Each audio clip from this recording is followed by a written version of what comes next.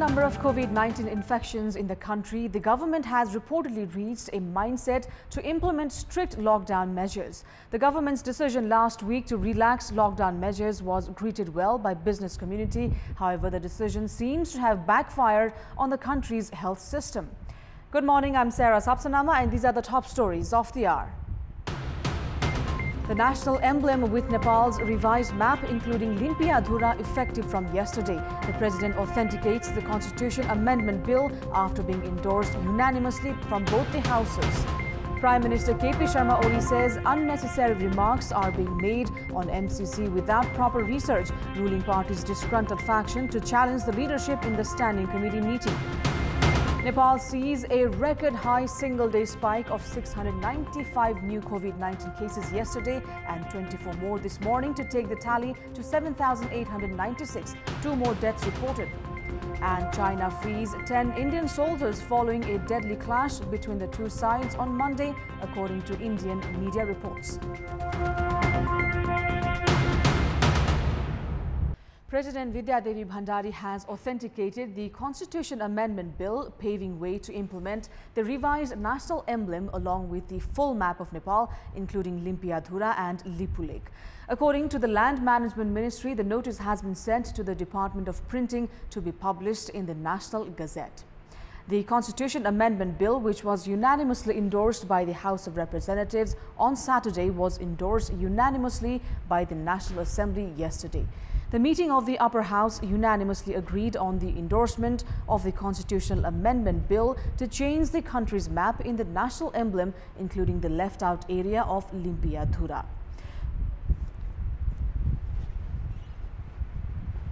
"57 participating members of the House voted in the favor of the amendment bill. There are a total of 59 members in the upper house with 1 vacant seat, while the chairman of the House is not allowed to cast his vote. The bill was endorsed unanimously as none of the members voted against it. Lawmakers representing the ruling Nepal Communist Party, the main opposition Nepali Congress, Rashtriya Janata Party and Samajwadi Party voted in favor of the bill. Prior to the voting, lawmakers participated in the discussion on the bill. Law Minister Shivamaya Tumba Hamfe, while tabling the bill, urged lawmakers to endorse it. As per the Constitution, a bill presented at the Parliament is endorsed by 2/3 majority. Participating in the discussion session, lawmakers urged the government to establish sovereignty of the country by retrieving the land encroached by India. The government had unveiled the new political and administrative map of Nepal on 20th of May and registered the Constitution Amendment Bill at the Parliament Secretariat on 22nd of May. Prime Minister KP Sharma Oli has called the remarks made on the American Assistance Millennium Challenge Corporation as baseless and unnecessary. Prime Minister Oli claimed that ongoing disapproval against the MCC is baseless while responding to the queries raised by lawmakers at the National Assembly. Criticizing the disgruntled group, Premier Oli said the ongoing protest was aimed at putting a clampdown on the country's development. Meanwhile, in a different context, Prime Minister Oli praised the unanimous endorsement of the Constitution Amendment Bill from the Upper House and said that this would give the message that the countrymen are united on the issue. Premier Oli lauded the government's achievement in the last 2 years. Premier Oli, however, admitted that the government is facing challenges in management of quarantine centers as the influx of returnees from abroad is very high, although the government is working in containing the spread of coronavirus.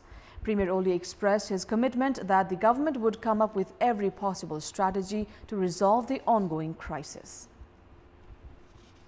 And moving on, Nepal confirmed the highest single-day coronavirus cases of 695 yesterday.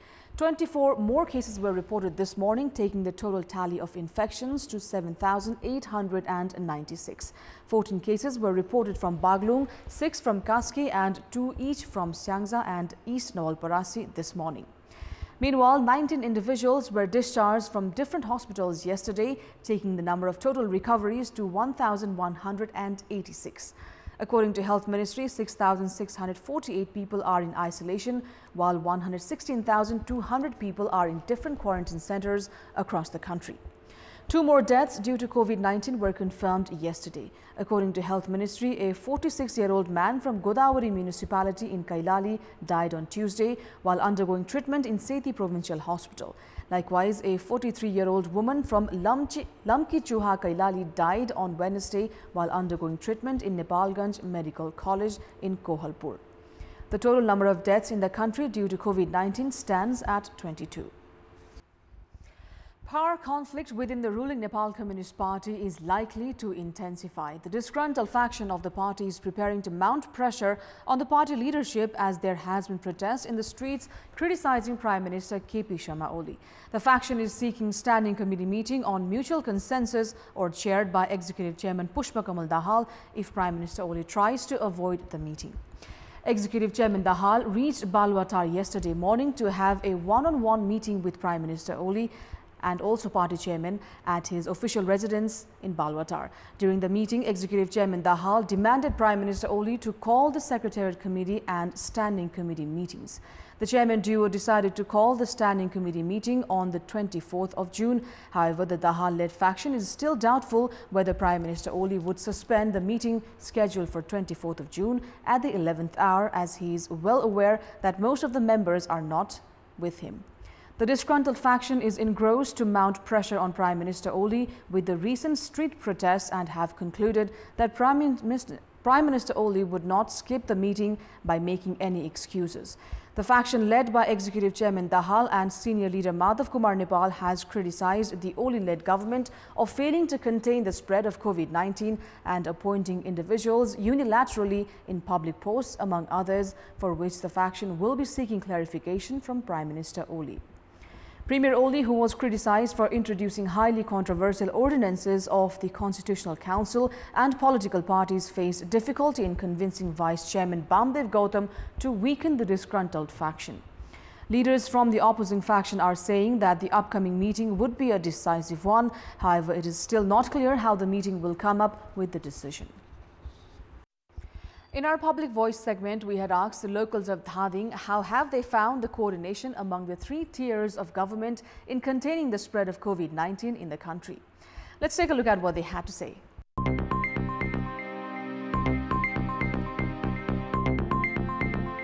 कुनै स्थानीय निकायले केन्द्रले बनाएको policy भन्दा फरक ढाँचाले गएको छ, कसैले टाइट गरेको छ, कसैले लुज गरेको छ र अब यो नीलकण्ठ नगरपालिका र यहाँको धादिङको परिवेशलाई हेर्ने हो भने पनि यो केन्द्रीय सरकारले गरेका निर्णय नीति नियमसँग यो त्यति धेरै समन्वय नभएको जस्तो देखिन्छ। उद्धार गरेर हाम्रो गाउँ-गाउँमा ल्याइएका नेपाली नागरिकहरू मार्फत जसरी अहिले यो कोरोना संक्रमण फैलिरहेको छ त्यसले पनि प्रष्ट के सन्देश दिन्छ भने हाम्रो स्थानीय सरकारदेखि संघीय सरकारसम्म कुनै पनि समन्वयमा यो कोभिड-19 रोकथामको लागि कुनै समन्वय भइरहेको छैन भन्ने हामीले प्रष्ट देख्न सक्छौँ। दिनमा 500-600 जना थपिँदै गयो, त्यसपछि चाहिँ बजारको अवस्था पनि अस्तव्यस्त छ।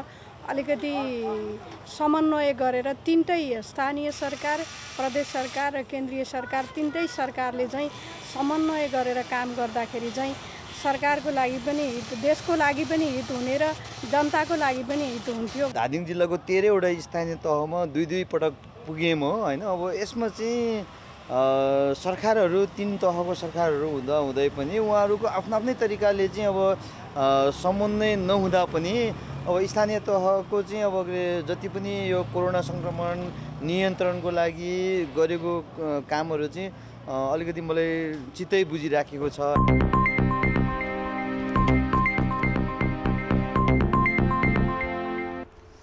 It's time now for our segment Public Pulse, where you text us with your opinion. Public Pulse. And the question is, what's your say on neglecting precautionary measures when coronavirus cases are surging at high rates on a daily basis? Your options are A, habit of negligence, B, lack of consciousness, and C, lack of strict provisions. The voting is on. Type NAWS, select your option A, B or C and send it to 34001 to share your opinion with us. That's all for the moment. Thank you for watching. Have a great day ahead.